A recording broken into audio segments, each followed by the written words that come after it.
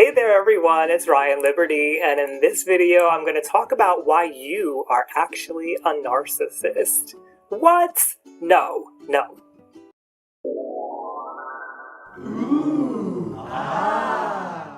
Alright everybody, so in this video I will be talking about why you are a narcissist. I just want to set clear though my intention here. When it comes to narcissistic personality disorder, in particular, there is a very strong stigma that people with this disorder are evil, that they have bad intentions, that they're horrible people. None of that is true. Let me just lay that out on the line. And I've made a video of some myths about narcissistic personality disorder I would love for you to check out if you haven't, maybe after watching this video. But my purpose in this video is to start to show you why you may have more in common with somebody with narcissistic personality disorder than you realize. And, you may actually have the disorder yourself. Many people with personality disorders don't realize that they have the personality disorder, and I'm not trying to get you to diagnose yourself here at all. Of course, you'll want to see a professional to make sure that that's actually true if you're feeling it's true. But my intention is just to show you a different side of narcissistic personality disorder than you may have been hearing about on the internet, because there's a lot of stuff out there that I feel like should not be out there. It's not scientifically valid, it's not very sound, so this is where I'm coming at. I have notes down below to make sure I explain this as best I can, and I hope you'll hear me out. So, when we talk about narcissism in general, narcissism is normal. It's healthy. Narcissism is basically self-esteem. It's feeling good about yourself.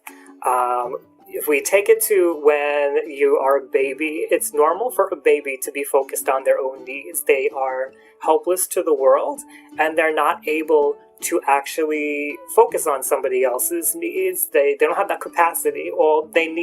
They always need somebody else around them to get them food, to take care of them, because they can't take care of themselves. So they're always seeking reassurance from outside of them. And we all do that. We internalize as we grow older that reassurance, and we start to feel good about ourselves. But some people who maybe had poor parents or poor caregivers who weren't able to properly look after them, maybe they developed an attachment issue, they may have trouble with reassurance as they get older, and that may turn into something like narcissistic personality disorder.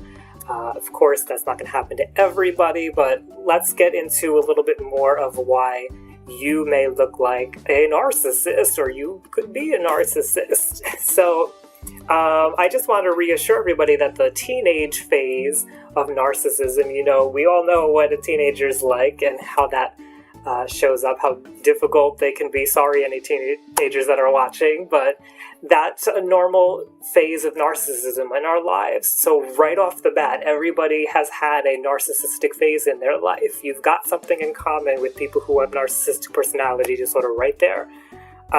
It's also very common to be narcissistic when we're defending ourselves. When you feel threatened, when you feel like somebody's coming at you, the normal reaction is not to care about how that other person's feeling in that moment. The normal reaction is to worry about yourself and think about yourself and defend yourself, and not worry about that person and how they're feeling. So anytime we're feeling threatened, we have that potential to be narcissistic for the moment. Somebody with narcissistic personality disorder may constantly feel under attack. They may not, but they may constantly be reacting to that, and that is why they're unable to see past themselves and towards others. Just for a little example there, I'm talking very generally here. I don't want to make it sound like I'm talking for all people with narcissistic personality disorder. Again, I'm just trying to bridge the gap here with where you have things in common with people that have narcissistic personality disorder. So, the definition of narcissistic personality disorder as it stands in the DSM right now is a little bit blurry. It's it's not defined very well. So you have to have I believe it's 5 of these. You have to have grandiose fantasies. You need to feel unique, require excessive admiration, entitlement, be exploitative, have impaired empathy, be envious of others, and have an arrogant or haughty attitude. Now, all of these things, we all have some of that, right? You've all experienced, and this goes for all personality disorders. We've all experienced a little bit of what a person with personality disorder goes for. If you've ever had a goal that was bigger than even you could handle and you kind of knew it, then you were being grandiose in that moment. If you've ever felt like you were a little bit special because you accomplished something, you may have something in common with narcissistic personality disorder. If you ever had a time in your life when you felt like you needed people to care about you more than you do day to day, like, this is what I'm kind of getting at. All of these things are something you've experienced. It's just that you haven't experienced them to the level of impairing your life that a person with narcissistic personality disorder has. Now, that definition of narcissistic personality disorder that we're currently using in the DSM in Section 2 is not so well defined. It's categorical because in the DSM, these categories emerge from observing phenomenon, and data is showing that it's not necessarily the best way to look at personality disorders.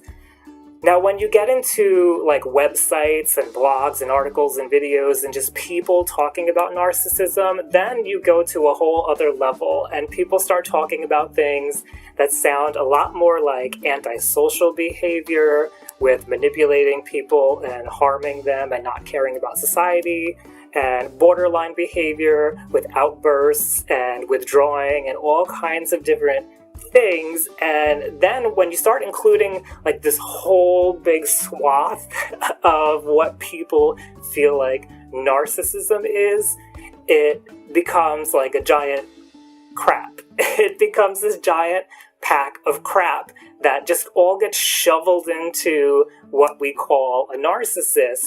And that's very unfair to people who have narcissistic personality disorder, because now you have a stigma that makes it really difficult for them to say to themselves, hey, I have narcissistic personality disorder, because we have created this environment where people feel like they have narcissistic personality disorder. They must be a monster. They must be evil. They must set out to hurt people.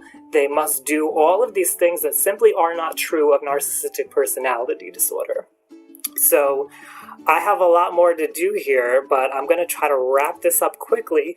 When we see ourselves 100%, I've talked to a lot of people who have and have experienced being in a relationship with somebody who probably had narcissistic personality disorder. And when we see ourselves as 100% the victim of that situation, and we see the other person as 100% like monster or evil, which we should never see that in anybody, we are focusing only on our experience, and we're not seeing things through their eyes. And that alone is narcissistic, because we're defending ourselves and we're only able to see our own experience. You're not empathizing with the other person.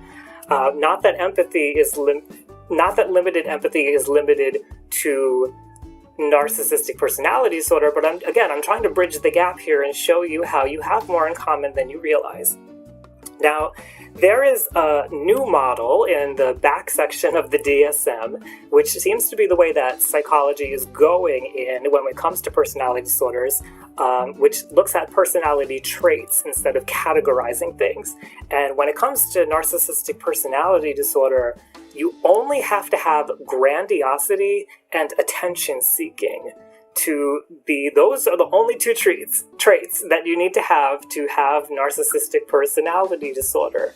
So again, if you've ever thought highly of yourself, and if you've ever tried to get people's attention, then it's not that far-fetched to think you have something in common with people who have narcissistic personality disorder. If you just look at our culture here in America today, in the United States of America, pop stars and song lyrics and TV shows and everything, that, people try to strive for the flashy car, and I got the good position in my job, and I'm the rock star superstar. That is grandiose, and it's also attention seeking. So I think our culture kind of does reinforce this narcissism. So when we look at the trait-based model of looking at personality disorders, and we look at the individual trait facets, there's a lot of things that I think people are mixing up with narcissistic personality disorder. And I'm just threw together a list of them here. But remember, narcissistic personality disorder only requires grandiosity and attention seeking. These are other things I think people mix up with narcissistic personality disorder. So emotional lability, which is like swinging moods and stuff, hostility, withdrawal, intimacy avoidance, depressivity, restricted affectivity, which is kind of like a numbness and not feeling things, manipulativeness, deceitfulness, callousness, irresponsibility, impulsivity, distractibility, risk-taking. All of those things sound like what I've heard described as a narcissist, but none of those things are necessary for narcissistic personality disorder. So if you're thinking that is a narcissist, again, we've all done some of those things. You have lied to somebody before in your life. You have been a little irresponsible before. You've been impulsive. All of these are normal personality traits that just get overblown depending on which personality disorder we're talking about. And when we look again at that model, they even specify that there are 4 different levels of impairment to look at this from. So you have like some impairment all the way to extreme impairment. So again, some people may fall on to like a little bit of that some impairment.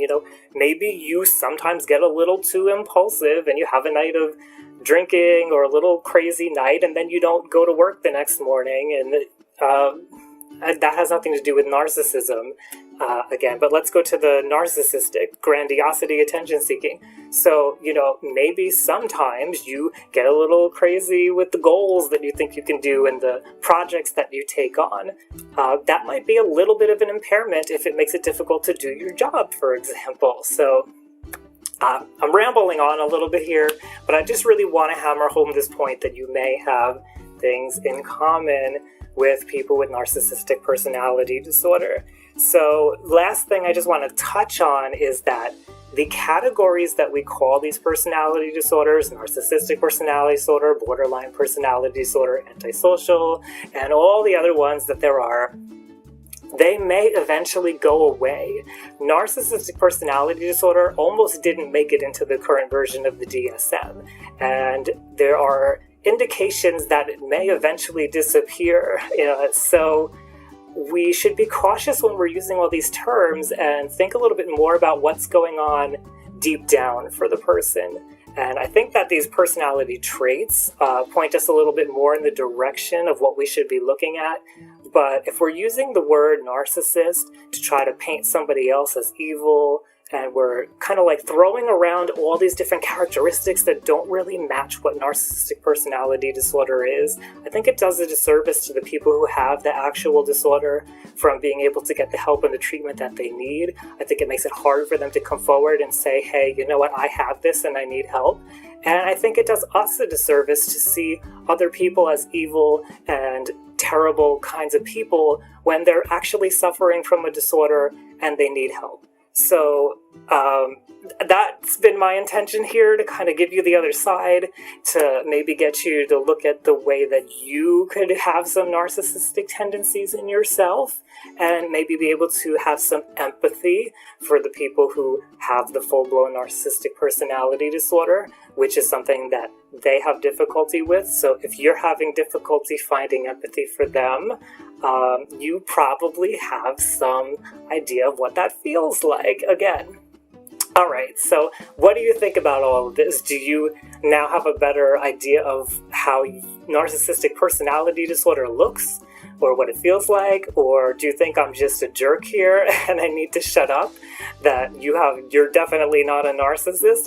I'm willing to hear that too. Go ahead, leave that down below in the comments. I want to see what you have to say.